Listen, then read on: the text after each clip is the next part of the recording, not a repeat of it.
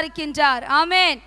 எங்கள் தேவனுடையதான ஜீவனுள்ளதான வார்த்தைகளை, எங்களை விடுதலையாக்கத்தக்கதான அந்த வல்லமையான வார்த்தைகளை இந்த காலை வேளையிலுமாக நாங்கள் செவி கொடுக்க போகின்றோம். எனக்கு அன்பானவர்களே, நீங்கள் ஊக்கத்தோடும் உற்சாகத்தோடும் ஒரு தேவையோடு கூட கர்த்தருடைய வார்த்தைகளை கேட்கத்தக்கதாக வாஞ்சியோடு இந்த காலை வேளையிலும் உங்கள் இருதயங்களை, சிந்தைகளை கர்த்தருடைய வார்த்தைக்கு நேராக நீங்கள் திருப்பிக் கொள்ளும்படியாக நான் கேட்டுக்கொள்கின்றேன். இந்த காலை வேளையிலுமாக நாங்கள் தேவனுடைய வார்த்தைக்குள்ளாக நாங்கள் கடந்து செல்லுவோம். நாங்கள் திருப்பிக் கொள்வோம். நாங்கள் யாவருமாக நன்றாக அறிந்ததான வசனமாக இருக்கிறது. இந்த வசனத்தின் அடிப்படையிலே கர்த்தருடைய வசனங்களை இன்றைய நாளிலும் நாங்கள் பார்க்க போகின்றோம். ரோமர் 12வது அதிகாரம் 2வது வசனத்தை நாங்கள் வாசிப்போம். ரோமர் 12வது அதிகாரம் 2வது வசனத்தை நாங்கள் எடுத்து வாசிப்போம். நீங்கள் இந்த பிரபஞ்சத்திற்கு ஒத்த வேஷம் தெரியாமல் தேவனுடைய நன்மையும் பிரியமும் பரிபூரணமான சித்தம் இன்னதென்று பகுத்தறியத்தக்கதாக உங்கள் மனம் புதிதாகிறதினாலே மறுரூபமாகுங்கள். எங்கள் யாவருக்கும் நன்றாக அறிந்த வசனமாக இருக்கின்றது. இந்த வசனத்தை அடிப்படையாக கொண்டு இன்றைய நாளிலும் கர்த்தருடைய வார்த்தைகளை நாங்கள் கேட்க போகின்றோம். வசனம் சொல்லப்படுகிறது, நீங்கள் உங்கள் மனம் புதிதாகிறதினாலே மறுரூபமாகுங்கள் என்று வேதம் சொல்கிறது. உங்கள் மனம் புதிதாகிறதினாலே மறுரூபமாகுங்கள்.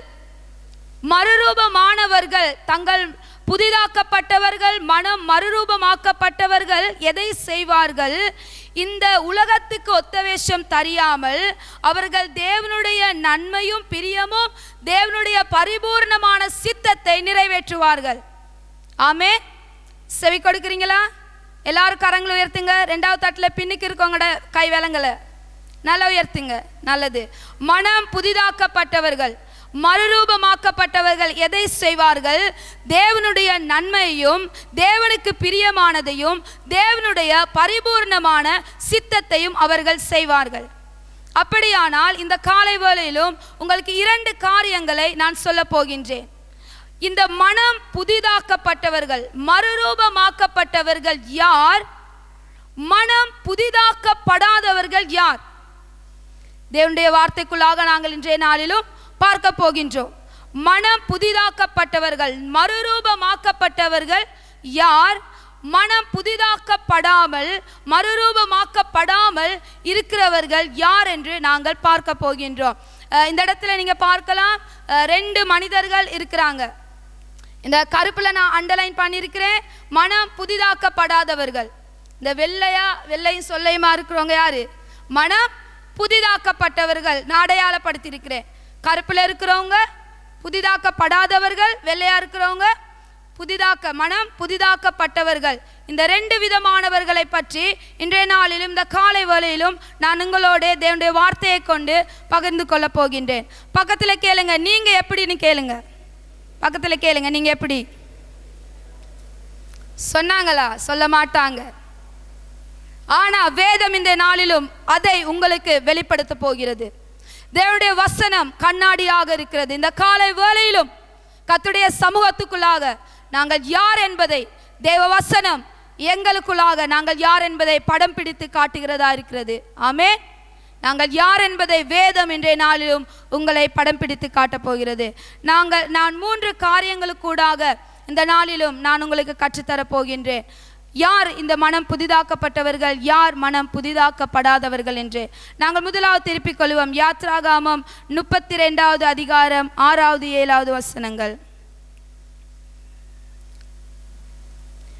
யாத்ராகமம் 32வது அதிகாரம் 6வது 7வது வசனங்கள். எழுந்து மறுநாள் அவர்கள் அதிகாலையில் எழுந்து சர்வாங்க தகன பலியிட்டு சமாதான பலிகளை செலுத்தினார்கள். பின்பு ஜனங்கள் புசிக்கவும் குடிக்கவும் உட்கார்ந்து விளையாட எழுந்தார்கள். அப்பொழுது கர்த்தர் மோசேயை நோக்கி, நீ இறங்கி போ, எகிப்து தேசத்திலிருந்து நீ நடத்தி கொண்டு வந்து உன் ஜனங்கள் தங்களை கெடுத்து கொண்டார்கள். இந்த இடத்துல நடக்கிறதான சம்பவம் என்னவென்று சொன்னார், மோசேயை கர்த்தர் சீனாய் மலைக்கு அழைக்கின்றார், தன்னுடைய நியாய பிரமாணங்களையும் சட்டத்திட்டங்களையும் கொடுக்கும்படியாக. இப்பொழுது மோசே சீனாய் மலையிலே தேவனுடைய சமூகத்திலே 40 நாள் அவன் இரவும் பகலும் உபவாசத்திலே இருக்கின்றான். மலைக்கு கீழாக இஸ்ரவேல் ஜனங்கள் இருந்தார்கள். எங்கே இருந்தார்கள்?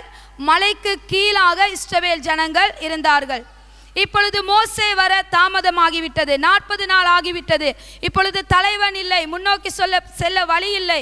ஆகவே இவர்கள் ஆரோனிடம் சொல்கிறார்கள், எங்களுக்கு முன்னோக்கி செல்லத்தக்க தெய்வங்களை உண்டாக்க வேண்டும் என்று. ஆகவே ஆரோனும் அவர்களுடைய ஆபரணங்களை எல்லாம் எடுத்து உருக்கி ஒரு பொன் கன்றுக்குட்டியை அமைத்து அதை தங்களுடைய தெய்வங்கள் என்று கூறினான் ஆரோன். ஆகவே இஸ்ரவேல் ஜனங்கள் மறுநாள் காலையில் என்ன செய்தார்கள்? இந்த கன்றுக்குட்டிக்கு தகன பலிகளை செலுத்தி இந்த கன்றுக்குட்டியை நமஸ்கரித்து இவர்கள் புசிக்கவும் குடிக்கவும் உட்கார்ந்து அவர்கள் விளையாட எழுந்தார்கள் என்று வேதம் சொல்லுகிறது. ஆமென்.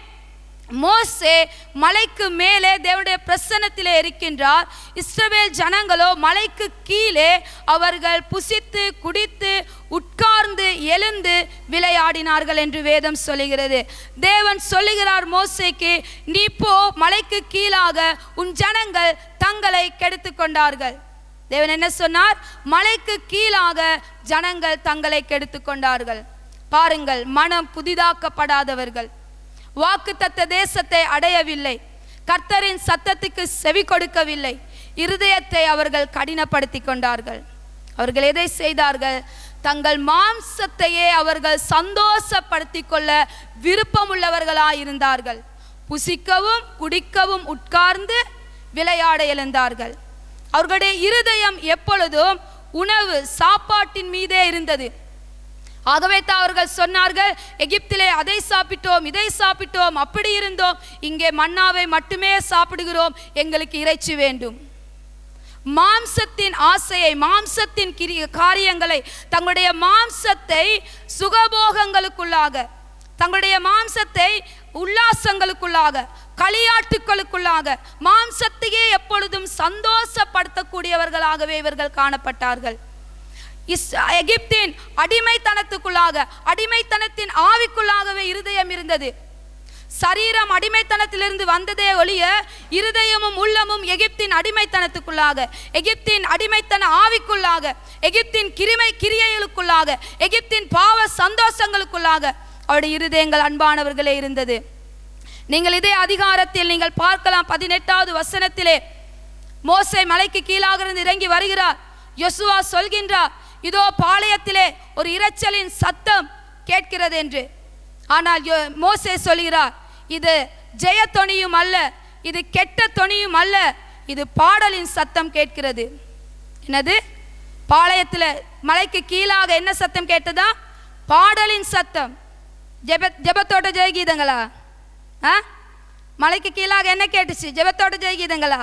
களியாட்டு, குடி, வெறி, கும்மாளம், கூத்து, தன் சரீரத்தை, தன் மாம்சத்தை எப்படியெல்லாம் சந்தோஷப்படுத்தி கொள்ள முடியுமோ, எப்படியெல்லாம் விரயமாக்கி காலத்தை, நேரத்தை, பணத்தை எப்படியெல்லாம் செலவழித்து தன் மாம்சத்தையே எப்பொழுதும் சந்தோஷப்படுத்தி கொள்ள விருப்பப்பட்டவர்களாய் மலைக்கு கீழே தங்களை ஜனங்கள் கெடுத்து கொண்டார்கள்.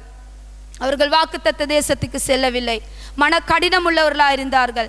தேவனுக்கு செவி கொடாதவர்களாக இருந்தார்கள். கர்த்தருடைய வசனத்துக்கு கீழ்ப்படியாத ஜனங்களாய், மனம் புதிதாக்கப்படாதவர்களாய் அன்பானவர்களே இவர்கள் காணப்பட்டார்கள். ஆனாலும் இவர்களை வழிநடத்தி வந்ததான மோசே எப்படிப்பட்டவனாய் இருந்தான் என்பதை நாங்கள் பார்ப்போம். யாத்ராகமம் 24வது அதிகாரம் 15 தொடக்கம் 18வது வசனம் வரை. யாத்ராகமம் 34வது அதிகாரம் 29 தொடக்கம் 30வது வசனங்கள்.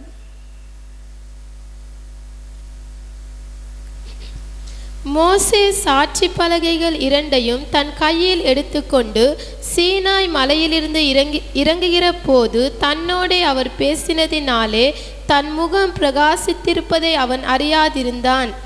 ஆரோனும் இஸ்ரவேல் புத்திரர் எல்லோரும் மோசேயை பார்க்கும் போது அவன் முகம் பிரகாசித்திருப்பதை கண்டு அவன் சமீபத்தில் சேர பயந்தார்கள். ஆமேன். மலைக்கு மேலே இருந்து இறங்கி வந்ததான மோசேயின் முகம் எப்படிப்பட்டதா இருந்தது? பிரகாசம் உள்ளதா இருந்தது. ஜனங்கள் கிட்டி சேர பயந்தார்கள். அவ்வளவுக்கு அதிகமாக அவனுடைய முகம் பிரகாசித்திருந்தது. என்ன காரணம்? அவன் 40 நாள் தேவ சமூகத்திலே தேவனுடைய மகிமையின் பிரசன்னத்துக்குள்ளாக மலைக்கு மேலாக அவன் தேவனோடே கூட இருந்தான். அவன் முதலாவதாக 40 நாள் நியாய பிரமாணத்தின் கட்டளைகளை எடுத்துக்கொண்டு வரும்போது ஜனங்கள் செய்த பாவத்தின் நிமித்தமாக அதை எடுத்து உடைத்து போடுகிறான். அதற்கு பின்பதாகத்தான் திரும்பவும் அவன் தேவனோடு கூட மலைக்கு சென்று திரும்பவும் அவன் 40 நாள் உபவாசம் இருந்து திரும்பவும் அந்த கட்டளைகளை மீண்டும் எழுதி கொண்டு மோசே வருகின்றான்.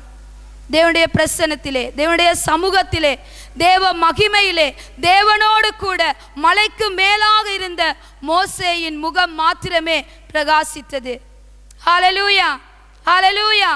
மோசே யார்? வேதம் சொல்லுகிறது, எபிரேயர் புத்தகத்திலே அவன் விசுவாச வீரன் என்றதான பட்டியலிலே மோசே இருக்கின்றார். வேதம் சொல்லுகிறது, அவன் எகிப்தின் பாவ சந்தோஷங்களை, அநித்தியமான பாவ சந்தோஷங்களை வெறுத்து தன் ஜனங்களோட வனாந்திரத்திலே பாடுகளை அனுபவிக்க அவன் பாடுகளை தெரிந்து கொண்டான். மனம் புதிதாக்கப்பட்ட மனிதன், மறுரூபமாக்கப்பட்ட மனிதன், தேவ சமூகத்திலே தேவ பிரசன்னத்திலே இருந்த மனிதன். இஸ்ரவேல் ஜனங்களோ அந்த விட்டு வந்த பாவ சந்தோஷங்களுக்குள்ளாக இருதயம் இருந்தது. ஆனால் அரண்மனையிலே சுகபோகங்களுக்குள்ளாக வாழ்ந்த மனுஷன் அது நித்தியம் இல்லை, அது நிரந்தரம் இல்லை என்பதை, அந்த பாவ சந்தோஷங்களை வெறுத்தான் என்று வேதம் சொல்லுகிறது. எகிப்தின் பாவ சந்தோஷங்களை மோசே வெறுத்து அவன் வனாந்திரத்திலே 40 வருடம் தேவ சித்தத்துக்கு கீழ்ப்படிந்து பாடுகளை அனுபவிக்க பாடுகளை தெரிந்து கொண்டான் என்று அன்பானவர்களை வேதம் சொல்கிறது. தேவன் சொல்லுகிறார், என் வீடெங்கும் அவன் உண்மையுள்ள மனிதன், அவன் சாந்தமுள்ளவன், கர்த்தரோடு முகமுகமாக பேசியவன், கர்த்தருடைய சத்தத்துக்கு கீழ்ப்படிந்ததான ஒரு மனிதனாக அவன் இருந்தான். புதிதாக்கப்பட்ட மனிதனுடைய கிரியைகள், புதிதாக்கப்பட்ட மனிதனுடைய வாழ்க்கை, இந்த மோசேயின் ஜீவியம் எப்படிப்பட்டதா இருக்கிறது என்பதை அன்பாருங்களே விளங்கிக் கொள்ளுங்கள். மலைக்கு கீழே இருந்தவர்கள் தங்களை கெடுத்து கொண்டார்கள். ஆனால் தேவ சமூகத்தின் பிரசன்னத்தில் இருந்தவனுடைய முகத்திலேயோ தேவனின் ஒளி அவனுடைய முகத்தில் பிரகாசித்தது. ஹல்லேலூயா. இந்த காலை வேளையிலும் நீங்கள் யார் என்பதை சிந்தித்து பாருங்கள். நான் சொன்னேன், வேதம் எங்களை படம் பிடித்து காட்டுகிறது. நாங்கள் மலைக்கு கீழாக எங்களை கெடுத்து கொண்டிருக்கிறோமா, அல்லது மலைக்கு மேலாக தேவ பிரசன்னத்திலே நாங்கள் பிரகாசிக்கின்றவர்களாக இருக்கின்றோமா, நாங்கள் மோசேயை போல இருக்கின்றோமா என்று இந்த காலை வேளையிலும் நீங்கள் யார் என்பதை நீங்கள் சிந்தித்து பாருங்கள். நாங்கள் 2வது சம்பவத்துக்கு நாங்கள் செல்லுவோம். 2 ராஜாக்கள் 6வது அதிகாரத்தை நாங்கள் திருப்பிக் கொள்ளுவோம். இந்த சம்பவம் நீங்கள் அறிந்ததான காரியம். இந்த சம்பவத்திலும் 2 நபர்கள் இருக்கின்றார்கள், 2 விதமானவர்களாக இருக்கின்றார்கள். நாங்கள் பார்க்க போகின்றோம். 2 ராஜாக்கள் 6வது அதிகாரம் 15 தொடக்கம் 16வது வசனங்கள். தேவனுடைய மனுஷரின் வேலைக்காரன் அதிகாலமே எழுந்து வெளியே புறப்படுகையில் இதோ இராணுவமும் குதிரைகளும் ரதங்களும் பட்டணத்தை சுற்றி கொண்டிருக்க கண்டான். அப்பொழுது வேலைக்காரன் அவனை நோக்கி, ஐயோ என் ஆண்டவனே, என்ன செய்வோம் என்றான். அதற்கு அவன், பயப்படாதே, அவர்களோடு இருக்கிறவர்களை பார்க்கிலும் நம்மோடு இருக்கிறவர்கள் அதிகம் என்றான். ஹல்லேலூயா, ஹல்லேலூயா. இந்த இடத்திலே எலிஷா கேயாசியை குறித்து சொல்லப்படுகிறது. இந்த சம்பவம் என்னவென்று சொன்னால், சிரியாவின் ராஜா தன் இராணுவங்களை எடுத்துக்கொண்டு வருவான் இஸ்ரவேல் ராஜ்யத்தை இஸ்ரவேலுக்கு விரோதமாக யுத்தம் செய்வதற்கு. அங்கே எலிஷா என்கிற தேவ மனுஷன் இருந்தான். இந்த எலிஷா என்ன செய்வார், இந்த சிரியாவின் படைகள் வர முன்பதாகவே எலிசா இஸ்ரவேல் ராஜாவுக்கு அறிவிப்பான், இதோ சிரியாவின் ராஜா வரப்போகிறான், நீங்கள் உங்களை காத்து கொள்ளுங்கள் என்று. அப்பொழுது அவன் சொல்லுகிற, எலிசா சொல்லுகிற எல்லா வேலைகளிலும் இஸ்ரவேல் ராஜா தன்னை காத்து கொள்வான். வேதம் சொல்லுகிறது, 2 தடவை அல்ல, பல தடவைகள் சிரியாவின் ராஜா வருகின்றார் இஸ்ரவேலுக்கு விரோதமாக யுத்தம் செய்ய. அப்பொழுது வரும்போது எல்லா சந்தர்ப்பங்களிலும் இந்த இஸ்ரவேல் ராஜா தன்னை காத்து கொள்வான். இப்பொழுது இந்த சிரியாவின் ராஜாவுக்கு ஒரு பெரிய பிரச்சனை. அடே, நான் வர முன்னுக்கே இஸ்ரவேல் ராஜா தன்னை காத்து கொள்கிறானே, தன்னுடைய இராணுவத்தை அழைக்கின்றான். இது எப்படி நடக்குது? இதுக்குள்ள இருந்து யார் வெளியே போயிட்டு செய்தியை சொல்றது அப்படின்னு சொல்லி அந்த சிரியாவின் ராஜா தன் இராணுவர்களிடம் கேட்கின்றான். அப்பொழுது அந்த இராணுவத்தில் இருக்கிற ஒருவன் சொல்லுகின்றான், அப்படியாக அல்ல, எலிஷா என்னும் சமாரியாவிலே இஸ்ரவேலிலே இருக்கிற எலிசா என்னும் தேவ மனுஷன் நீர் வருகிறதுக்கு முன்பதாகவே இஸ்ரவேல் ராஜாவுக்கு அதை அறிவிக்கின்றான். அப்பொழுது ராஜா சொல்றாரு, அப்படின்னா ஒன்றாவது இஸ்ரவேல் ராஜா கிட்ட போயிட்டு சரி வராது, முதலாவது எலிசாவை தான் பிடிக்கணும்னு சொல்லி ராஜா, இந்த சிரியாவின் ராஜாவும் அவனுடைய இராணுவமும் செல்கிறது எலிசாவை பிடித்து சிறை பிடிக்கும்படியாக. அந்த சம்பவத்தையே இந்த இடத்தில் நாங்கள் காண்கின்றோம். எலிசா இருக்கிறதான பட்டணத்தை சுற்றிலும் இந்த சிரியாவின் படைகள் சுற்றி வளைந்து கொண்டது எலிசாவை பிடிக்கும்படியாக. எலிசாவின் வேலைக்காரன் கேயாசி அதிகாலமே எழுந்து வெளியே சென்று அவன் பார்க்கின்றான், சிரியாவின் இராணுவம் தங்களை சுற்றி வளைந்து கொண்டிருக்கிறது. அவன் பயந்து போனான், அவன் திகிலடைந்தான், அவனுடைய இருதயம் கலங்கி போனது. ஓடி வந்து எலிசாவிடம் சொல்கிறான், ஐயோ ஆண்டவனே, நாங்கள் என்ன செய்வோம்? எங்களுக்கு இப்படி ஒரு காரியம் நேரிட்டதே, சிரியாவின் படைகள் எங்களை வளைந்து கொண்டதே, இப்பொழுது எங்களுக்கு தப்பிக்க வழியே இல்லை, இதோடு எங்களுடைய வாழ்க்கை முடிந்ததென்று அவன் பதற்றம் அடைந்தவனாக எலிசாவுக்கு சொல்கின்றான். பாருங்கள், இந்த கேயாசியை குறித்து நீங்கள் பாருங்கள். மனம் புதிதாக்கப்படவில்லை. ஆகவே தேவனுடைய கிரியைகளை, தேவனுடைய வழியை, தேவனுடையதான பலத்தை, வல்லமையை, பராக்கிரமத்தை கேயாசிக்கு அறிய முடியாமல் இருந்தது. ஆமே. ஏன் இந்த கேயாசி யார்?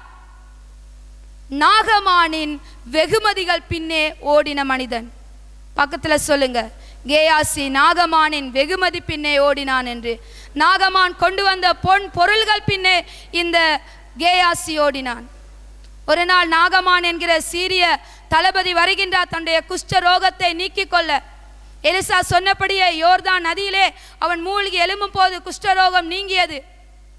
எலிசா வேண்டாம் என்று சொன்னதான நாகமான் எலிசாவுக்கு அதிகமான பொன் பொருள் வெள்ளி போன்ற பெருமதியான காரியங்களை எலிசாவுக்கு பரிசாக கொடுக்க வந்தான். ஆனால் எலிசாவோ சொன்னான், இல்லை, இவைகள் எனக்கு வேண்டாம், இவைகளை நீர் எடுத்துக்கொண்டு செல்லும் என்று. எலிசா வேண்டாம் என்று சொன்னதை கேயாசி பின்னாலே ஓடி போயிட்டு, அது வெகுமதிகள் பின்னாக, பணத்திற்கு பின்பாக, பொருள் ஆசை அதற்கு பின்பதாக இந்த கேயாசி ஓடி சென்று இறுதியில் அவன் குஷ்டரோகியாக மாறினான். மனம் புதிதாக்கப்படாத வரையும் எங்கள் இருதயம் பணம், பொன், பொருள், வசதிகள், உலக இன்பங்கள், சுகபோகங்களுக்கு பின்பதாகவே ஓடிக்கொண்டே இருக்கும். ஆனால் நீங்கள் எலிசாவை பாருங்கள். எலிசா யார்? எலியாவின் கைகளுக்கு தண்ணீரை ஊற்றிய மனிதன். எலியாவின் கைகளுக்கு தண்ணீரை ஊற்றியவர் தான் இந்த எலிசா. ஆனால் எலியாவுக்கு பின்பதாக எலிசாவின் இடத்திற்கு எலிசா வந்தார். எலியாவின் பின்பதாக எலியாவின் இடத்திற்கு எலிசா வந்தார். ஆனால் எலிசாவின் பின்பதாக கேயாசியால் அந்த இடத்துக்கு வர முடியவில்லை. விளங்குதா உங்களுக்கு? ஏன் வரல? எலியாட இடத்துக்கு எலிசா வந்தார்னு சொன்னா எலிசாவுக்கு பின்பதாக கேயாசி வரணும். ஆனால் வேதத்தில் எங்கேயுமே நீங்க காணல கேயாசி வரல. ஏன்னு சொன்ன கேயாசியின் மனம் புதிதாக்கப்படவில்லை, அவனுடைய மனம் மறுரூபமாக்கப்படவில்லை, அவன் தேவ பிரசன்னத்தில் இருக்கவில்லை, தேவனுடைய கிரியைகளை காண முடியாதிருந்தது, தேவனுடைய வல்லமையை காண முடியாதிருந்தது, அவனுடைய ஆவிக்குரிய கண்கள் மூடப்பட்டிருந்தது, அவனுடைய ஆவிக்குரியதான செவிகள் மூடப்பட்டிருந்தது. தேவனுடைய கிரியைகளை காண முடியாதவனாக அவன் மாம்சத்திலே கிரியை செய்கின்ற மனிதனாக இந்த கேயாசி காணப்பட்டான். ஆகவே அவன் எலிசாவை போல அவன் வர முடியவில்லை. அவன் குஷ்டரோகியாக கேயாசி மாறக்கூடியவனாக இருந்தான். அன்பானவர்களை, நீங்களும் சிந்தித்து பாருங்கள், இந்த கேயாசியை போன்றவர்களா நீங்களும் என்று. ஆனால் நாங்கள் பார்ப்போம் எலிசா எப்படிப்பட்டவராக இருந்தார் என்று, எலிசா என்ன செய்தார் என்று இந்த காலை வேளையிலுமாக நாங்கள் பார்ப்போம். நாங்கள் எடுத்துக்கொள்வோம் 2 ராஜாக்கள் 6வது அதிகாரம் 12வது வசனம். அப்பொழுது அவன், ஊழியக்காரரில் ஒருவன், அப்படி இல்லை, என் ஆண்டவனாகிய ராஜாவே, நீர் உம்முடைய பள்ளி அறையிலே பேசுகிற வார்த்தைகளையும் இஸ்ரவேலில் இருக்கிற தீர்க்கதரிசியாகிய எலிசா இஸ்ரவேலின் ராஜாவுக்கு அறிவிப்பான் என்றான். ஆமேன். இந்த சிறிய இராணுவத்தில் இருக்கிறதான அந்த வீரன், அந்த சிறிய ராஜாவுக்கு கீழாக இருக்கிறதான இந்த இராணுவ வீரன் எலிசாவை பற்றி சொல்லுகிறதான காரியத்தை நீங்கள் பாருங்கள். அவன் சொல்லுகிறான், ராஜாவே, அப்படியாக அல்ல, உம்முடைய பள்ளி அறையிலே நீர் கதைப்பதை கூட எலிசா ராஜாவினிடத்தில் அறிவித்து விடுவான். பள்ளி அறை என்பது என்ன? இந்த இராணுவ வீரன் சொல்லுகிறான், ராஜா, நீர் எங்களோடு பேசுகிற காரியத்தை மாத்திரமல்ல, உம்முடையதான படுக்கை அறையிலே உங்களோட பெட்ரூம்ல கதைக்கிறத கூட எலிசா ராஜா கிட்ட சொல்லிடுவாரு. ஹல்லேலூயா. எலிசாவுக்குள்ளாக இருந்த அபிஷேகம், எலிசாவுக்குள்ளாக இருந்ததான அந்த ஆவியின் வல்லமை, மனம் புதிதாக்கப்பட்டவனாய் மறுரூபமாக்கப்பட்டவனாய் எலிசா காணப்பட்டான். அப்ப ராஜாவுக்கு பெட்ரூம்ல கூட பேச வசதி இல்லை, தன்னுடைய மனைவியோட கூட ராஜாவுக்கு பேச வசதி இல்லை. ஏன்? எலிசாங்கிற தேவ மனுஷன், இந்த ராஜா தன்னுடைய படுக்கை அறையில், ராஜா நீ பேசுறது கூட எலிசா போயிட்டு இஸ்ரவேல் ராஜா கிட்ட சொல்லிடுவாரு. ஹல்லேலூயா, ஹல்லேலூயா. பாருங்கள், மனம் புதிதாக்கப்பட்டவர்கள், சத்ருவின் கிரியைகளை, சாத்தானின் கிரியைகளை, அந்தகார கிரியைகளை, பிசாசின் சூழ்ச்சிகளை மனம் புதிதாக்கப்பட்டவர்கள் ஆவியிலே அறிந்து கொள்வார்கள். ஆமேன். எத்தனையோ தடவை சிரியாவின் ராஜா வந்தான் இஸ்ரவேலுக்கு யுத்தம் பண்ண, ஆனால் முடியாமல் போனது. ஏனால் தேவ மனுஷன் அதை அறிந்து முன்கூட்டியே அறிவிக்கின்றவனாயிருந்தான். அன்பானவர்களே, நீங்களும் மனம் புதிதாக்கப்பட்டவர்களாக இருந்தால், மறுரூபமாக்கப்பட்டவர்களாக இருந்தால், நீங்கள் ஆவியில் நிறைந்திருந்தால், நீங்கள் சத்துருவின் கிரியைகளை, சாத்தானின் கிரியைகளை, அந்தகார கிரியைகளை அறிந்து கொள்வீர்கள். நீங்கள் வஞ்சிக்கப்படாதவர்களாக இருப்பீர்கள், நீங்கள் விழுந்து போகாதவர்களாக இருப்பீர்கள், நீங்கள் சத்தியத்திலே நிலைத்திருப்பீர்கள். ஆவியில் நிறைந்து மனம் புதிதாக்கப்படாதவரை நாங்கள் வருகிறதான சாத்தானின் கிரியைகளை, உபத்திரவங்களை, பாடுகளை கண்டு இந்த கேயாசியை போல பயந்து நடுங்குகிறவர்களாகவே நாங்கள் காணப்படுவோம். ஏனென்றால் தேவனின் கிரியைகள் எங்களுக்கு விளங்கவில்லை, உணரவில்லை, அது ஆவியிலே தோன்றவில்லை, அது ஆவியிலே அறியப்பட முடியாமல் இருக்கிறது, மனம் குருடாகி இருக்கிறது. ஆனால் எலிசாவோ ராஜா படுக்கை அறையிலே பேசிக்கொண்டிருப்பதையும் இஸ்ரவேலின் ராஜாவுக்கு அறிவிப்பான் என்று உலக மனிதன் சொல்லக்கூடியதா இருந்தது. உங்களை குறித்து என்ன சொல்கிறார்கள்? இந்த எலிசா என்கிற தேவ மனுஷன் எலியாவின் இரட்டிப்பான ஆவியை, அபிஷேகத்தை பெற்றுக்கொண்டவன் என்று நாங்கள் அறிந்திருக்கின்றோம். எத்தனை பேருக்கு தெரியும்? சபையில் எல்லோருக்குமே எங்களுக்கு தெரியும், எலிசா எலியாவின் இரட்டிப்பான ஆவியை பெற்றிருந்தார் என்று. அண்மையிலே வாலிப கூட்டத்திலே நடந்ததான ஒரு கருத்தரங்கிலே, வாலிப கூட்டத்திற்கு பிரசங்கத்தை எடுக்க வந்ததான ஒரு போதகர் இப்படியாக சொன்னார். எங்களுடைய சபையிலே போதகர் ரங்க இப்படியாக சொன்னார், எலியாவுக்கு தீர்க்கதரிசனின் புத்திரர்கள், தீர்க்கதரிசிகள், அவர்களின் புத்திரர்கள் அநேக பேர் இருந்தார்கள். ஆகவே அவர்களை கற்றுக் கொடுக்க, உபதேசிக்க, கட்டியெழுப்பத்தக்கதாக 5 பைபிள் ஸ்கூல்கள் எலியாவுக்கு இருந்தது என்று அவர் சொல்லக்கூடியதா இருந்தது. விளங்குதா? எலியாவுக்கு 5 பைபிள் ஸ்கூல் இருந்துச்சு அந்த காலத்தில், தீர்க்கதரிசனின் புத்திரர்களை பயிற்சி கொடுப்பதற்காக. அப்ப எலியா தேவனால் எடுத்துக்கொள்ளப்படும் போது எலிசா கேட்கவில்லை, இந்த பைபிள் ஸ்கூல்ல ஒரு ஸ்கூல்ல நான் பிரின்சிபலா இருக்கணும், ஒரு ஸ்கூல் எனக்கு பொறுப்பா தரணும், அங்க எனக்கு பதவி வேணும், இங்க எனக்கு தகுதி வேணும்னு சொல்லி எலிசா கேட்கல. எலிசா என்னத்தை கேட்டாரு? உமக்குள்ளாக இருக்கிற அந்த அபிஷேகத்தை, அந்த ஆவியை எனக்கு ரெட்டிப்பாக தர வேண்டும் என்று எலிசா கேட்டார். ஹல்லேலூயா, ஹல்லேலூயா. என்று நாங்கள் எதை கேட்கின்றோம்? எதை நாடுகிறோம்? எதை தேடுகிறோம்? எலிசாவோ பதவியை, தகுதியை, பொறுப்பை, பெருமையை, கனத்தை, கௌரவத்தை, மனுஷரிடத்தில் வருகிற காரியங்களை அவன் தேடவில்லை. அவன் எலியாவிடம் இருக்கிறதான ரெட்டிப்பான ஆவியை பெற வேண்டும் என்று அவன் வாஞ்சித்த ஒரு மனிதனாக இருந்தான். பாருங்கள், மனம் புதிதாக்கப்பட்டவர்கள் எதை வாஞ்சிக்கின்றார்கள் என்று. ஆனால் நாகமானோ வெகுமதிகளுக்கு பின்னே ஓடினான். ஆனால் எலிசாவோ தேவ மனுஷனுடைய அபிஷேகத்தை பெற வேண்டும் என்று தேவ மனுஷனுக்கு பின்னே ஓடினான். ஹல்லேலூயா, ஹல்லேலூயா. கேயாசி வெகுமதி பின்னே ஓடினான். ஆனால் எலிசாவோ தேவ மனுஷனாகிய எலியாவின் பின்னே ஓடினான். அபிஷேகத்தை பெற்றுக்கொள்ள, ஆவியை பெற்றுக்கொள்ள, வல்லமையை பெற்றுக்கொள்ள நாங்கள் இதன் பின்னே ஓடுகிறோம். நாங்களே விளங்கிக் கொள்ளுவோம். இந்த எலிஷா இயேசு கிறிஸ்துவுக்கு முன்னடையாளமாக இருக்கின்றார். ஏனென்றால் எலிஷாவின் கையிலே பலமான அற்புதங்கள் நடைபெற்றது. இயேசு கிறிஸ்து செய்ததான ஒப்பான அற்புதங்கள் நடைபெற்றது. அவன் சுனேமி ஸ்திரீயின் மகனை உயிர்ப்பித்தான். குடிக்க முடியாதிருந்ததான தண்ணீரை அவன் ஆரோக்கியப்படுத்தினான். குடிக்க முடியாதிருந்த கூளை ஆரோக்கியப்படுத்தினான். 20 அப்பங்களை கொண்டு 100 பேரை போஷிக்கிற மனிதனாக இருந்தான்.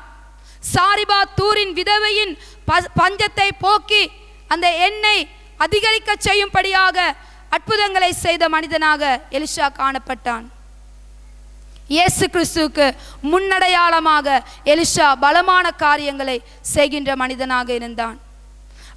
அவன் மரித்து அவனை கல்லறையிலே போடுகின்ற வேளையில் அவனுடைய எலும்புகள் பட்டு பிரேதங்கள் உயிரோடு எழுந்ததென்று வேதம் எங்களுக்கு சொல்லுகிறது. எங்களை கொஞ்சம் தட்டிட்டு போனா, நம்ம வர்றோம், எங்களை கொஞ்சம் தட்டிட்டு போனா என்ன நடக்கும்? என்னான்னு கேட்காம விட மாட்டோம். ஆனா எலிஷாட சரீரத்தின் மேல் போட்ட பிரேதங்கள் எழுமுனிச்சான். நம்மளை தட்டிட்டு போனா என்ன வெளியே வரும்? சிந்திப்போம். நம்ம எலிஷாவா கேயாசியா என்று. எலிஷா எலியாவின் பின்னே ஓடினான். ஆனால் கேயாசியோ வெகுமதிகளின் பின்னே ஓடினான். மனம் புதிதாக்கப்பட்டவர்களும் புதிதாக்கப்படாதவர்களுடைய கிரியை, செயல்பாடு, வாழ்க்கை முறை இப்படியாக இருந்தது. நீங்கள் கேயாசியா, நீங்கள் எலிஷாவா என்று நீங்களே சிந்தித்து பாருங்கள். நீங்கள் எலிஷாவாக இருந்தால் நீங்கள் தேவ அபிஷேகத்தை, வல்லமையை, தேவனுடைய ஆவியை பெற்று தேவனுக்குள்ளாக பலமான காரியங்களை செய்து தேவனுடைய பலமான கிரியைகளை உங்களுடைய வாழ்க்கையிலே, ஆவியிலே நீங்கள் அறிந்து நீங்கள் கிரியை செய்கிறதான மனிதர்களாக நீங்கள் இருப்பீர்கள். ஆமேன். ஹல்லேலூயா, ஹல்லேலூயா. பக்கத்தில் கேளுங்க, நீங்க கேயாசியா எலிஷாவான்னு கேளுங்க. ஆனால் ஒவ்வொருடைய இருதயத்துக்கும் தெரியும், நான் கேயாசியா, நான் எலிஷாவா என்று. ஆமேன், ஆமேன்.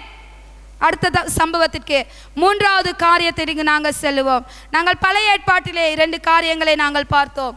இப்பொழுது நாங்கள் புதிய ஏற்பாட்டிலே நாங்கள் பார்க்க போகின்றோம்.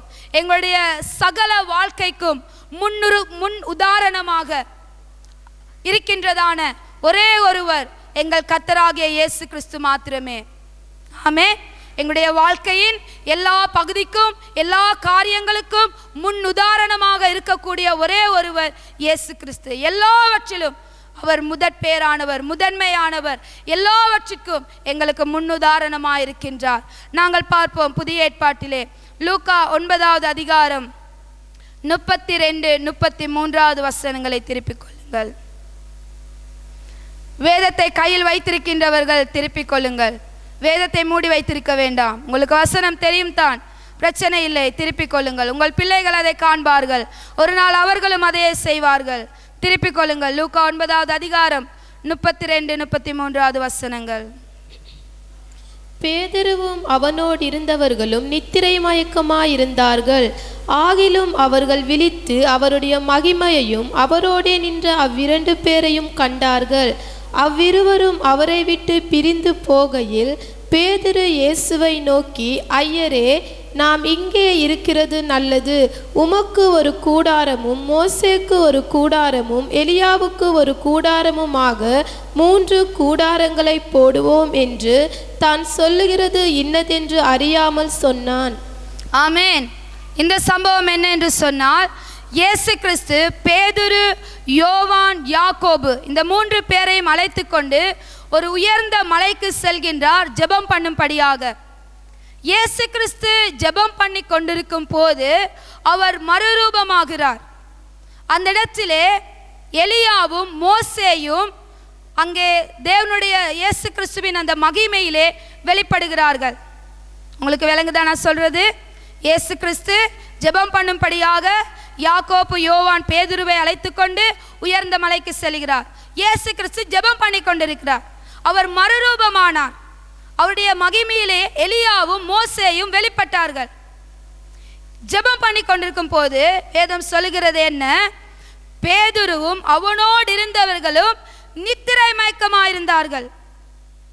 இயேசுவாமி என்னத்துக்கு அழைச்சிட்டு போனாரு? ஜெபம் பண்ண.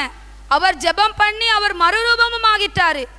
பேதுருவும் யாக்கோபும் யோவானும் நித்திரை மயக்கமாயிருந்தார்கள். பக்கத்துல சொல்லுங்க, பேதுரு நித்திரை மயக்கமாயிருந்தான் என்று சொல்லுங்க. கெத்செமனே தோட்டத்தில் இதைத்தான் செஞ்சாங்க, தூங்கிட்டாங்க. தெரியுமா?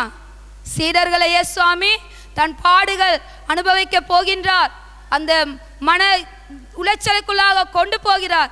கெத்செமனேலையும் தூங்கிட்டாங்க, மறுரூப மலையிலையும் இவங்க தூங்கிட்டாங்க. இப்ப பேதுரு தூக்க மசக்கத்துல கண்ணை கசக்கிக்கிட்டு பார்க்கிறாரு. இயேசுவாமி மகிமையில நிரம்பி எலியா மோசே வந்து நிக்கிறாங்க. இன்னும் தூக்க மசக்கம் தெளியல. பேதுருக்கு என்னது? இன்னும் தூக்க மசக்கம் தெளியல. பேதுரு என்ன சொன்னார் தெரியுமா? இயேசுவே, மோசேக்கு ஒரு கூடாரம், எலியாவுக்கு ஒரு கூடாரம், உமக்கு ஒரு கூடாரம், எங்களுக்கு ஒரு கூடாரம். மலையிலேயே நம்ம செட்டில் ஆகிடுவோம், பிரச்சனை இல்லை. ஏன்? மோசே இருக்கிறாரு, மலையில கையை வச்சா தண்ணி வந்துடும். இயேசுவாமி இருக்கிறாரு, 5000 பேருக்கு உணவையே கொடுத்துட்டு இப்பதான் வந்திருக்காரு. அப்ப சாப்பாடுக்கும் பிரச்சனை இல்லை. சாப்பாடு இருக்கு, தண்ணி இருக்குது, கூடாரம் போட்டாச்சு, இங்கேயே செட்டில் ஆகிடுவோம். தூக்க மசக்கத்துல மனுஷன் தான் என்ன சொல்றான்ங்கிறத தெரியாம சொல்லிக்கொண்டு என்னது அவன் அப்படியாக தடுமாறி கொண்டிருந்தான், உலட்டி கொண்டிருந்தான். தூக்க மயக்கத்தில் வேதம் தெளிவாக சொல்கிறது, அவன் தூக்க மயக்கத்திலே அவன் சொல்லிக் கொண்டிருந்தான். ஏனென்றால் இந்த சம்பவத்தை மத்தேயு, மாற்கு, லூக்கா இந்த 3 புத்தகங்களிலும் இந்த சம்பவத்தை குறித்து பேசப்படுகிறது. நாங்கள் பார்ப்போம். அதே அதிகாரத்தில், லூக்கா 9வது அதிகாரத்தில் 28வது வசனத்தை வாசிங்க. இந்த பேதுருவை குறித்து நான் சொல்லி தருகிறேன். பாருங்க, இந்த பேதுரு புதிதாக்கப்பட்டிருந்தாரா புதிதாக்கப்படவில்லையா என்று வேதத்திற்கூடாக நாங்கள் பார்ப்போம். இந்த வார்த்தைகளை அவர் சொல்லி ஏறக்குறைய 8 நாளான பின்பு அவர் பேதுருவையும் யோவானையும் யாக்கோபையும் கூட்டிக் கொண்டு ஜெபம் பண்ணுகிறதற்கு ஒரு மலையின் மேல் ஏறினார். பாருங்கள், இந்த உங்களுடைய அவதானத்தை வசனத்துக்கு நேராக திருப்புங்கள். இந்த வார்த்தைகளை சொல்லி ஏறக்குறைய 8 நாளைக்கு பின்பு தான் இயேசு கிறிஸ்து இவர்களை கூட்டிக் கொண்டு மலைக்கு செல்கின்றார். இந்த வார்த்தைகளை சொல்லி 8 நாளைக்கு பின்பு. அப்படின்னா 8 நாளைக்கு முன்பு இயேசு கிறிஸ்து இவர்களுக்கு ஒரு காரியத்தை சொல்லி இருக்கிறார். ஆமென், ஹல்லேலூயா. ஏனென்றால் 3 இடங்களிலும் இந்த நாட்களை அவர்கள் குறிப்பிடுகிறார்கள். மாற்கு, மத்தேயு, லூக்கா 3 பேரும் நாட்களை குறிப்பிடுகிறார்கள். ஆனால் மத்தேயும் மாட்கும் 6 நாட்களுக்கு பின்பு என்று சொல்கிறார்கள். மத்தேயு, மாட்கும் 6 நாட்களுக்கு பின்பு என்று சொல்கிறார்கள். லூக்கா மாத்திரம் 8 நாளைக்கு பின்பு என்று சொல்கிறார். ஆனால் மத்தேயு தேவனுடைய சீசனாய், கர்த்தராகிய இயேசு கிறிஸ்துடைய சீசனாய் அவரோட கூட இருந்தபடியால் மத்தேயு சொல்கிறபடி 6 நாட்கள் என்பதை நாங்கள் எடுத்துக்கொள்ளலாம். ஆமென். அப்படியானால் 6 நாட்களுக்கு முன்பு ஒரு காரியத்தை இயேசு கிறிஸ்து தன்னுடைய சீடர்களுக்கு சொல்லியிருக்கிறார். இந்த மறுரூப மலைக்கு போக முன்பதாக 6 நாட்களுக்கு முன்பு ஒரு காரியத்தை சொல்லியிருக்கிறார். என்ன சொன்னார் என்பதை நாங்கள் பார்ப்போம். மத்தேயு 16வது அதிகாரத்திலே 16, 17வது வசனங்களை நாங்கள் எடுத்து வாசிப்போம். மத்தேயு 16வது அதிகாரம் 16, 17 வசனங்கள். சீமோன் பேதுரு பிரதியுத்திரமாக, நீர் ஜீவனுள்ள தேவனுடைய குமாரனாகிய கிறிஸ்து என்றான். இயேசு அவனை நோக்கி, யோனாவின் குமாரனாகிய சீமோனே, நீ பாக்கியவான், மாம்சமும் இரத்தமும் இதை உனக்கு வெளிப்படுத்தவில்லை, பரலோகத்தில் இருக்கிற என் பிதா இதை உனக்கு வெளிப்படுத்தினார். ஆமென். கர்த்தராகிய இயேசு கிறிஸ்துவை பார்த்து பேதுரு சொன்னதான ஒரு பலமான வெளிப்பாடு என்னவென்றால், நீர் ஜீவனுள்ள தேவனுடைய குமாரனாகிய கிறிஸ்து. இந்த 6 நாளைக்கு முன்பு தான் எனது பேதுரு இயேசுவை பார்த்து சொன்ன வார்த்தை இது. இயேசு கிறிஸ்து 5000 பேரை போஷித்து சீடர்களோட வந்து அவர் கேட்கின்றார், ஜனங்கள் என்னை பற்றி யார் என்று சொல்கிறார்கள் என்று. அப்பொழுது சீடர்கள் சொல்கிறார்கள், நீர் எலியா என்று சொல்கிறார்கள், யோவான் ஸ்நானகன் என்று சொல்கிறார்கள், மரித்து போன தீர்க்கதரிசிகளில் ஒருவர் எழுந்து வந்திருக்கிறார்கள் என்று சொல்கிறார்கள் என்று சீடர்கள் சொன்னார்கள். அப்பொழுது இயேசுவாமி சீடர்களை பார்த்து கேட்கின்றார், நீங்கள் என்னோடு இருக்கிறவர்கள் அல்லவா? நீங்கள் என்னை குறித்து என்ன நினைக்கின்றீர்கள்? நான் யார் என்று நினைக்கிறீர்கள் என்று. பேதுரு தடபடனு முன்னுக்கு எழும்பி அவர் சொல்றாரு, நீர் ஜீவனுள்ள தேவனுடைய கிறிஸ்து, மெசியா, அபிஷேகம் பண்ணப்பட்டவர், உலக ஜனங்களை ரட்சிக்க வந்தவர் என்று 6 நாளைக்கு முன்பே இயேசுவை பார்த்து சொன்ன பேதுரு. ஹல்லேலூயா. வெளிப்பாடு இருந்துச்சு, சொன்னாரு. இதன் பின்பதாக நீங்க இந்த அதிகாரத்தை நீங்க வாசிக்கலாம். நான் சொல்லுகின்றேன், நீங்க நன்றாக செவி கொடுங்கள். இதன் பின்பதாக இயேசு கிறிஸ்து பேதுருக்கு சொல்லுகிறார், பேதுருவே, உன்மேல் என் சபையை கட்டுவேன், இந்த கல்லின் மேல் என் சபையை கட்டுவேன், பாதாளத்தின் வாசல்கள் இதை மேற்கொள்வதில்லை, பரலோகத்தின் திறவுகோலை உனக்கு தருகிறேன் என்று தேவனுடைய திட்டத்தை, பேதுருவை குறித்த திட்டத்தை, சபையை குறித்ததான வெளிப்பாட்டை இயேசு கிறிஸ்து பேதுருக்கு சொல்லுகின்றார். இதன் பின்பதாக இயேசு கிறிஸ்து தன் மரணத்தை, பாடுகளை, தான் மரிக்க வேண்டும், உயிர்த்தெழ வேண்டும், இந்த எல்லா காரியங்களையும் இந்த 6 நாளைக்கு முன்பதாகத்தான் பேதுரு சீடர்களுக்கு இயேசு கிறிஸ்து மிக தெளிவாக சொல்கிறார். வேத பாரர்கள், பரிசேயர், ஆசாரியர் எல்லாராலும் புறக்கணிக்கப்பட்டு பாடுகள் பட்டு மரித்து மீண்டும் உயிர்த்தெழ வேண்டும் என்று இயேசு கிறிஸ்து இந்த பேதுருக்கும் சீடர்கள் இருந்த இடத்துக்கும் அவர் சொன்னார். ஆனால் இந்த சந்தர்ப்பத்திலும் பேதுரு என்ன செய்கிறார்? தனியாக கூட்டி சென்று இயேசுவை கடிந்து கொள்கிறார். என்னது? ஆண்டவரே, மரிக்கனா நான் விடமாட்டேன், அது கூடாது. ஆனால் இயேசு கிறிஸ்து அவனுக்குள்ளாக இருந்த பிசாசின் கிரியையை அறிந்தவராக, அவனுக்குள்ளாக இருந்த பிசாசை அவர் கடிந்து அவர் அப்புறப்படுத்துகின்றார். இந்த காரியங்கள், இந்த சம்பவங்கள், இந்த எல்லா வார்த்தைகளையும் அவர் சொன்ன பின்பதாகத்தான் 6 நாளைக்கு பின்பு மலைக்கு அவர் அழைத்து செல்கின்றார். அப்படியானால் அங்கே நீங்கள் பார்க்க முடியும், லூக்கா 9வது அதிகாரத்திலே சொல்லப்படுகிறது, எலியாவும் மோசேயும் இயேசு கிறிஸ்துவோட கூட அவருடைய பாடுகளையும் மரணத்தையும் எருசலேமிலே அவர் படப்போகிற காரியங்களையும் குறித்து சம்பாஷணை பண்ணி கொண்டிருந்தார்கள் என்று சொல்லப்படுகிறது. ஹல்லேலூயா. அங்கே என்ன நடந்து கொண்டிருந்துச்சு? எலியா, மோசே, இயேசு கிறிஸ்து அவருடைய பாடுகளை குறித்து சம்பாஷணை பண்ணி கொண்டிருந்தார்கள். தேவனுடைய பரிபூர்ணமான சித்தம் இயேசு கிறிஸ்து பலியாகி 3ஆம் நாள் உயிர்த்தெழுந்து ஜனங்களை ரட்சிக்க வேண்டும் என்று. ஆனால் பேதுருவோ அந்த சித்தத்தையே மாற்றுகிறவராக என்ன சொல்றாரு? இங்கே கூடாரம் போட்டு நம்ம இருப்போம். ஒரு ஐடியா கொடுக்கிறாரு, ஒரு திட்டம் கொடுக்கிறாரு. சிலவேளை உங்களுக்கும் இப்படி ஐடியா, திட்டம் கொடுக்கிறவங்க இருப்பாங்க. தேவனுடைய சித்தத்தை, தேவனுடைய திட்டத்தை, தேவனுடைய அழைப்பை உங்களுடைய வாழ்க்கையிலிருந்து எடுத்து போட்டு உங்களை திசை திருப்பத்தக்கதாக மனம் புதிதாக்கப்படாதவர்கள் இப்படியான திட்டங்களை கொடுப்பார்கள். பேதுரு நல்ல ஐடியா கொடுத்தாரு. ஆனா 6 நாளைக்கு முன்பதாக இயேசு கிறிஸ்து சொன்ன அனைத்தையும் அவன் கேட்டான். நீர் ஜீவனுள்ள தேவனுடைய கிறிஸ்து என்று சொன்னான். அவன் மேல் சபை கட்டப்படும் என்று அறிந்தான். இயேசு கிறிஸ்து எருசலேமிலே பாடுபட்டு மரிக்க வேண்டும் என்பதை இயேசு கிறிஸ்து வெளிப்படுத்தினார். ஆனாலும் தூக்க மயக்கம், என்ன சொல்வதென்று தெரியாமல் மறுரூப மலையிலே அவன் அங்கே கூடாரம் போட ஆயத்தமானான். அப்போஸ்தலர் புத்தகம் 2வது அதிகாரத்துக்கு பிறகு ஆவி ஊற்றப்பட்ட பின்பு தான் தேவனுடைய பரிபூர்ணமான சித்தத்தை பேதுரு அறிந்து கொண்டான். கிறிஸ்துன்னு சொன்னார், மெசியான்னு சொன்னார் பேதுரு.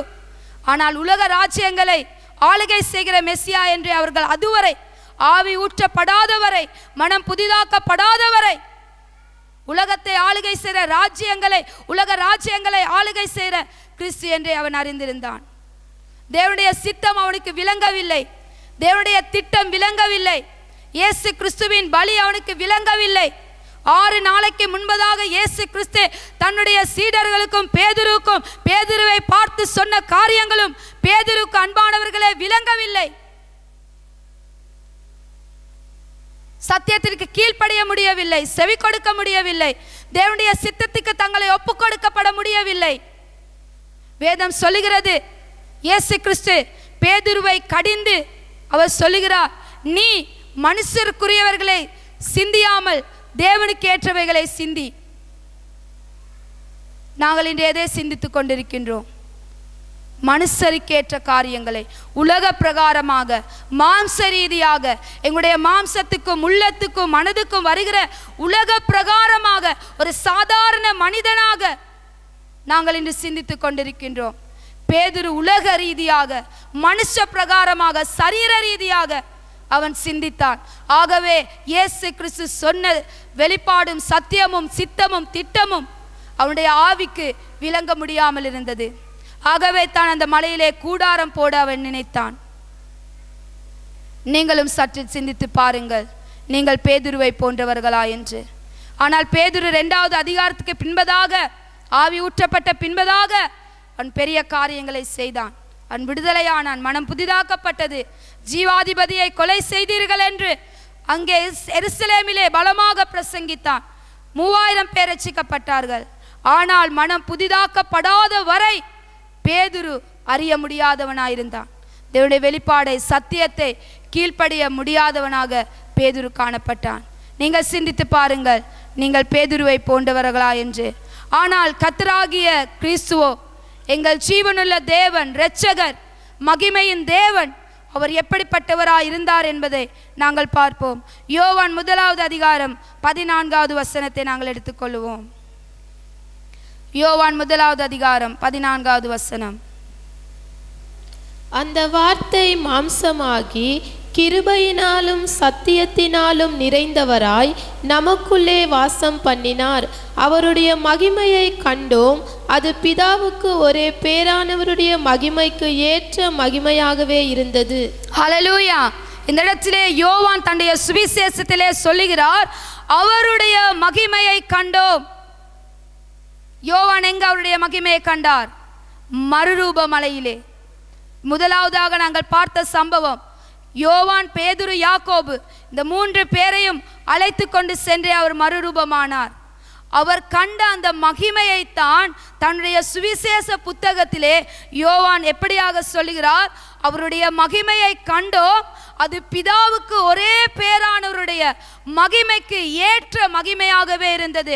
பிதாவுக்கு ஒப்பான நிகரான மகிமை உடையவராய், மகிமை பொருந்தியவராய், மகிமையின் தேவனாய் அவருடைய பிரசன்னம் அங்கே வெளிப்பட்டது. அதை நாங்கள் கண்டோம் என்று யோவான் சொல்லுகிறார். எங்களுடைய கரங்களை நாங்கள் தேவனுக்கு தட்டுவோம். அவர் மகிமையில் நிறைந்தவராய், மகிமையின் பிரசன்னத்திலே அங்கே தன்னுடைய சீடர்கள் மத்தியிலே அவர் வெளிப்பட்டார். ஹல்லேலூயா, ஹல்லேலூயா. அவர் சரீர பிரகாரமாக இயேசு கிறிஸ்து இந்த பூமியில் இருந்தாலும் அவருக்குள்ளாக தேவத்துவத்தின் பரிபூரணம் நிறைந்தவராயிருந்தார். ஆமென். அவர் சரீர பிரகாரமாக இந்த பூமியில் இருந்தாலும் அவர் தேவத்துவத்தின் பரிபூரணத்திலே நிறைந்தவராயிருந்தார். இந்த இடத்திலே அவர் மறுரூபமான பின்பதாக சொல்லப்படுகிறது. நாங்கள் வாசிப்போம். லூக்கா 9வது அதிகாரம் 29 தொடக்கம் 31வது வசனங்கள். லூக்கா 9வது அதிகாரம் 29 தொடக்கம் 31வது வசனங்கள். அவர் ஜெபம் பண்ணுகையில் அவருடைய முகரூபம் மாறிற்று, அவருடைய வஸ்திரம் வெண்மையாகி பிரகாசித்தது. அன்றையும் மோசே, எலியா என்னும் 2 பேரும் மகிமையோடே காணப்பட்டு அவருடனே சம்பாஷணை பண்ணி அவர் எருசலேமிலே நிறைவேற்ற போகிற அவருடைய மரணத்தை குறித்து பேசிக்கொண்டிருந்தார்கள். நீங்க திரும்ப வாசிங்க. லூக்கா 9வது அதிகாரம் 35வது வசனத்தை. அப்பொழுது அவர், என்னுடைய நேசகுமாரன், இவருக்கு செவி கொடுங்கள் என்று மேகத்திலிருந்து ஒரு சத்தம் உண்டாயிற்று. என்ன மறுரூபமாகி எலியா எலிஷாவோடு இயேசு கிறிஸ்து இருக்கும் போது இவர் என்னுடைய நேசகுமாரன் என்று ஒரு சத்தம் உண்டாயிற்று. ஆமென். இயேசு கிறிஸ்து பிதாவுக்கு முன்பதாக பிரியமுள்ளவராயிருந்தார். பக்கத்தில் பார்த்து சொல்லுங்க, இயேசு கிறிஸ்து பிதாவுக்கு முன்பதாக பிரியமுள்ளவராக இருந்தார்னு சொல்லுங்க. ஆமென், ஆமென். இப்படியாக பிதா 2 தரம் இயேசு கிறிஸ்துவுக்கு சொன்னார். அவர் ஞானஸ்நானம் எடுக்கிற வேளையிலும் இந்த மறுரூபமாகிற வேளையிலும் பிதாவானவர் இயேசு கிறிஸ்துவை பார்த்து சொன்ன காரியம், இவர் என் நேசகுமாரன், இவரில் நான் பிரியமாயிருக்கிறேன், இவர் பிரியமானவர் என்று சொல்லக்கூடியதா இருந்தது. இயேசு கிறிஸ்து பிதாவின் பரிபூர்ணமான சித்தத்தை இந்த பூமியிலே செய்தவராயிருந்தார். ஆமென். ரோமர் 12வது அதிகாரம் 2வது வசனத்திலே நாங்கள் பார்த்த காரியங்கள், இயேசு கிறிஸ்து இந்த பூமியில் இருக்கும் போது நன்மைகளை செய்தவராய் சுற்றி திரிந்தார் என்று அப்போஸ்தலர் புத்தகம் சொல்லப்படுகிறது.